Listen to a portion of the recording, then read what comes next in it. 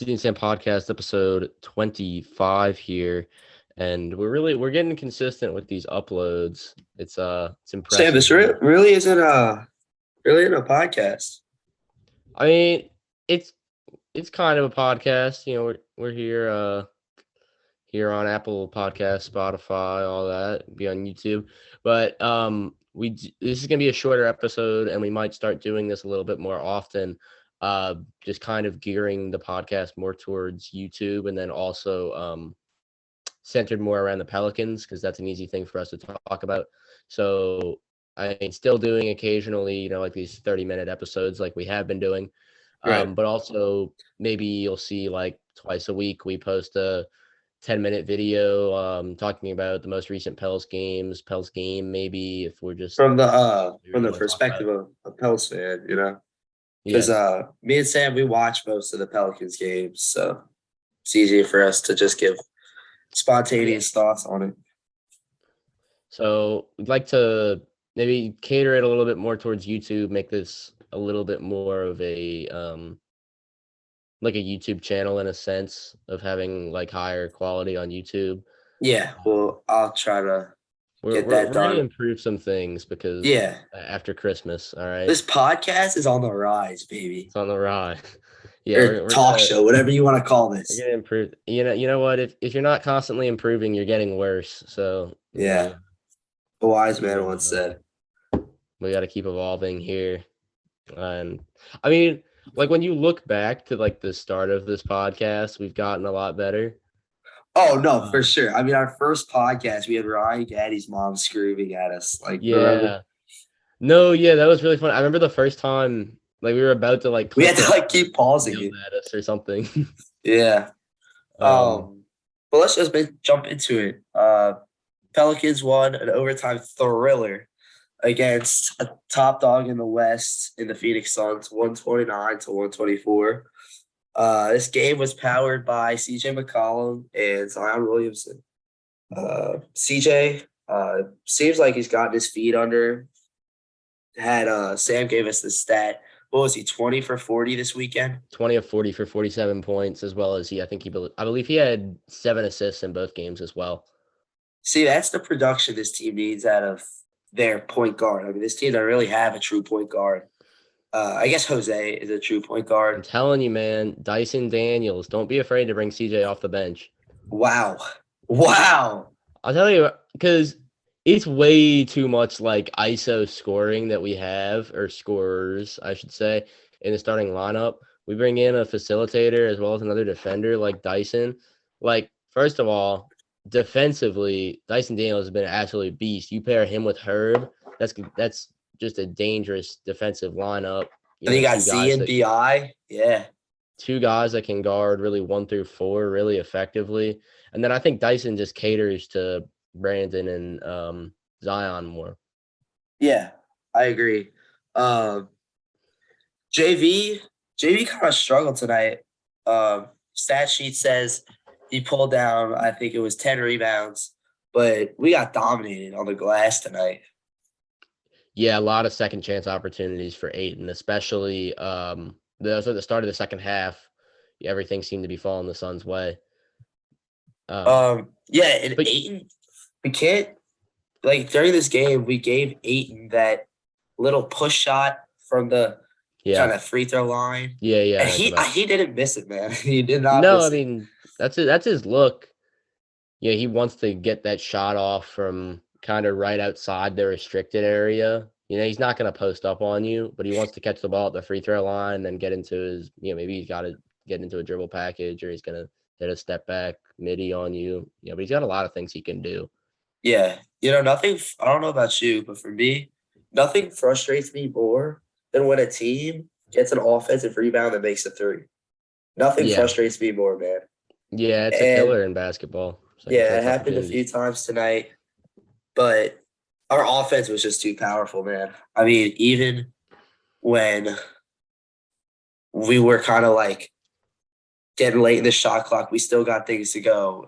Najee Marshall getting a few lucky layups to go. Trey had a lucky bucket down the stretch.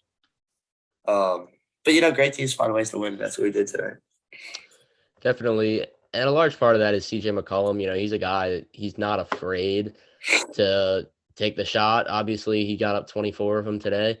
So, when he's on, this team really looks poised late in the clock on the offensive end. And you saw that today. And then, like you said, Najee Marshall is a guy that, he's not afraid of taking the shot either. He's just going to go downhill, and he's really tough to beat and keep him off the foul line in that spot.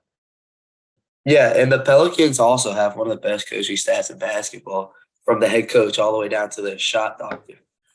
For sure. Wait, I got let me check. What did T send? Flock Up Nation. Flock Up Nation. It was a great Pelicans watch party this weekend. I never thought I'd see the day where a Pelicans watch party would happen. Yeah. It's a beautiful thing. Let alone for the 1 seed in the West. Yes, 1 seed in the West. First place Pelicans.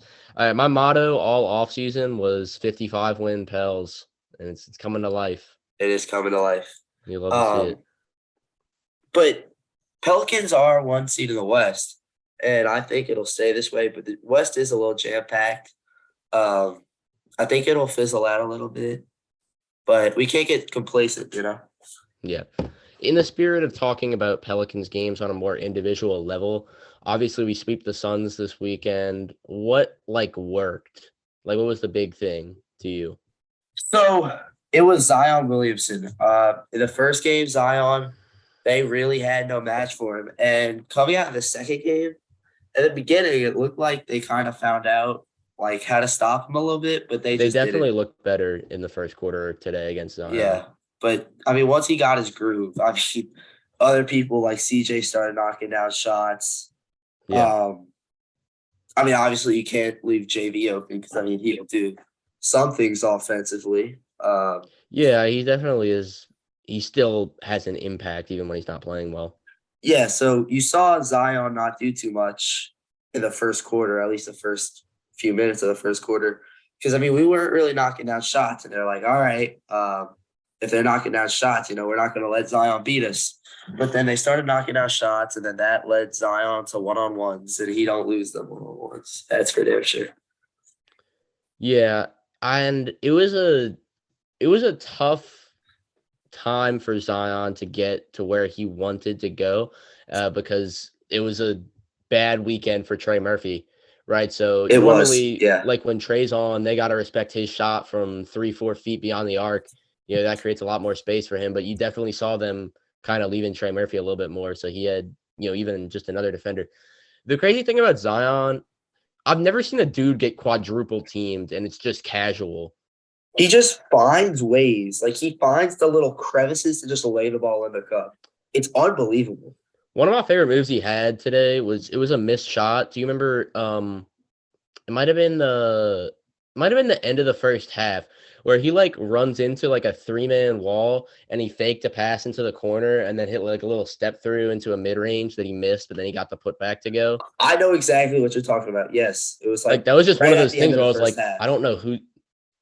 I don't know. It was first half and first quarter or third quarter, I should say. But it was just one of those things that's I don't know who's stopping him. If you can throw all those guys at him and he's still getting an open shot at you, that's just tough. As well as 2 3-pointers today. I was about to say that. Yeah, exactly. There was a time, it was a possession pretty late in the game where Ayton had to step up on his 3 and he gave Zion the baseline, which he attacked and got to the rim, getting another score. Yeah, and you can't give Zion the baseline. If you give Zion the baseline, he's going to find a way to put the ball in the basket. Well, if Zion is going to shoot threes at even a 35 to 40, even at a 35% clip, he's going to be unstoppable. Dude, he has to be top 5 for MVP right now. He's in elite company right now with what he's been doing in the last 2 weeks. You talk about Zion. I want to talk about Dyson Daniels, so we saw on Friday he got matched up with Devin Booker, obviously one of the top scorers in the league. Boy, had that dude in a cell. Yep, and then he had Chris Paul tonight, and on Dyson Daniels, or not. I don't know if this is on Dyson Daniels. I don't have the advanced stats on me, but I'll figure it out. Chris Paul and Devin Booker, who like I said, they were the guys Dyson Daniels was guarding. They shot a combined, I believe, 8 of 27 on the weekend. So below, making below a third of their shots. Two elite scorers is just really impressive for a 19-year-old rookie who's only playing in his 15 or so game where he's getting actual minutes. Is really impressive. Yeah. Yeah, as you said, it's really, really heartwarming seeing a player like Chris Paul, who just annoys the hell out of me, watching Yeah. him play basketball, get clamped up like that. And it also made me happy that he fouled out today. Yes. I mean, there Well, was. Go I've ahead. discussed how I hate the narrative around Chris Paul in the media many times, but yeah, it was good to see. Yeah. I mean, there was no excuse for the Pelicans to lose in overtime. I mean, they had Ayton had fouled out. Booker wasn't even playing, and Chris Paul had fouled out. So there was really no excuse for them to lose. Yeah, once Chris Paul went out, It was it over. wasn't over, but it was like, okay, we should win this game. Because when Chris Paul went out, I'm pretty sure we had a 3-point cushion, right? Because he would have Yeah, shot those it was a three free 3-point lead. We were throws. getting the ball on an inbound. Right. Yeah. Najee Marshall, I want to talk about. Najee got 36 minutes today, Sam.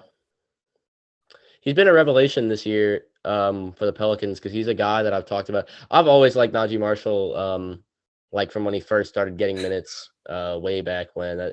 Those are the Alvin Gentry days, I believe. But or maybe that's the. I'm gonna say it's Van I think it Gundy. was. I think it was Gundy. I think that Yeah, was I think that was Stan's year. But good old Stan. I saw him more especially with the depth increasing on the Pelicans, as a hype man role, like a Thanasis Tetokounmpo guy. He's more than that. Yeah, he has been. He's been playing really good ball this year. He's a rim running guard who can really put it on the floor, get to the line where he shoots really well. He shoots about an 81% shooter from the free throw line. And then on the defensive end, he's a really solid guy too. We see, like, when Herb gets into foul trouble early in games, they bring Najee in and he takes the primary ball handler a lot of the time because he can do that, and he's pretty competent on defense. Right. So Najee hasn't. Like, I love this about Najee. He hasn't lacked confidence to just go straight at the rim. And I mean, Pelicans need that to some extent. I mean, we don't need that early in the shot clock, but he's a great late in the shot clock guy, whether it be knock down a tough midi or get a tough layup to go. Yeah, his And shot he did selection that has tonight for improved sure. this year. I've always Um, said about Najee Marshall, he doesn't lack confidence on the basketball yeah, court. he doesn't.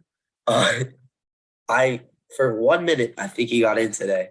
Willie, like I looked up and Willie Hernan Gomez was. I was Oh, he like, was in the game. for like Yeah, what 1 was minute, it? he came in and then just got checked out.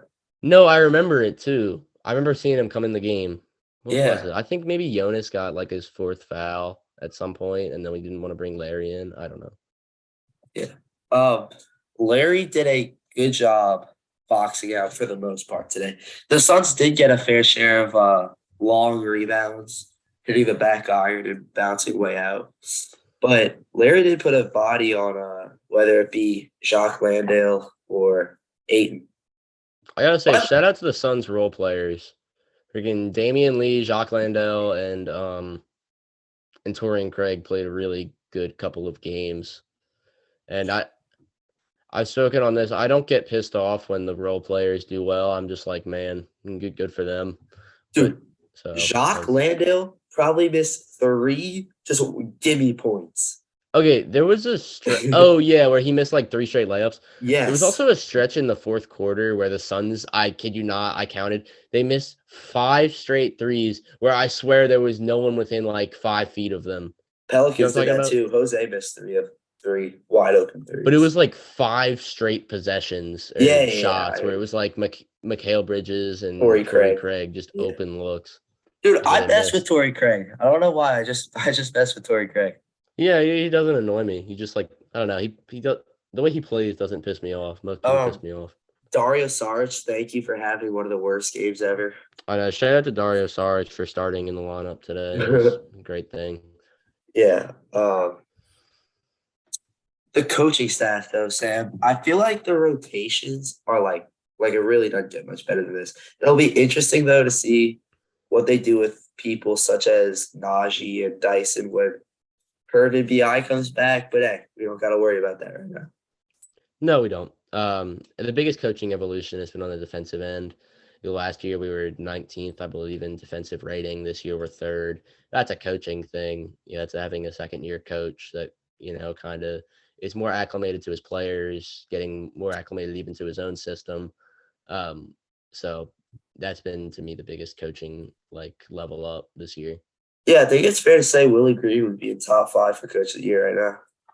He's number 1 right now. Either him or the Celtics guy. Joe Mazzulla, I think, Which, by the way, one. What's the Celtics guy name? Joe Mazzulla. I did not know. Honestly, I haven't watched the Celtics that much this year. I've watched highlights of the Celtics. I mean, I don't have any station that would get the Celtics stuff. You got to get a league pass, man. Dude, we moved to Roku because cable is pretty expensive, so we just moved to Roku. Yeah. I would do that, but I still think with sports, cable's a little bit quicker, and I also like having the ability to flip between things. You know what I'm saying? Yeah. Well, this wasn't my decision, so. Yeah. No, this is the primary thing that goes on at the co-broadcast. One other thing I wanted to talk about is, so last thing we gotta wrap it up. Yeah. So you know how the Pelicans they run the kind of handoff offense. It's 0.5 is 0.5, whatever you want to call it. Sometimes I wish we ran more pick and roll. Is that just me, or? I don't know. Who would you want to run a pick and roll with, though? See, I have CJ and Zion, but I mean, I feel like anyone could really run the pick and roll, whether it be Zion up top and CJ setting a pick for him, or vice versa. Yeah, Zion would have loved to have Alonzo Ball guy that could really run the pick and roll, make every pass on the court. But I also think Dyson Daniels is at his best on the offensive end in the pick and roll. So, like I said, Dyson, don't be afraid to put CJ off the bench. Start Dyson Daniels 2023. All right. You heard it here Campaign first. for it. Yep. All right, that's gonna do it. We probably ran a little bit longer than we would have liked, but again, in the future, when we do Pelican stuff, it might be more often, and it'll probably be anywhere from 8 to 12-minute videos. Hopefully, with a little bit more video, with a video editing, maybe some graphics throw up on the screen or whatever. Yeah. But just we're trying to get better here. Thank you for coming along on the ride. At some point, my camera will be better. But for now, thank you for tuning in, and we'll see you next time. Joe. Sam and CD. CD and Sam.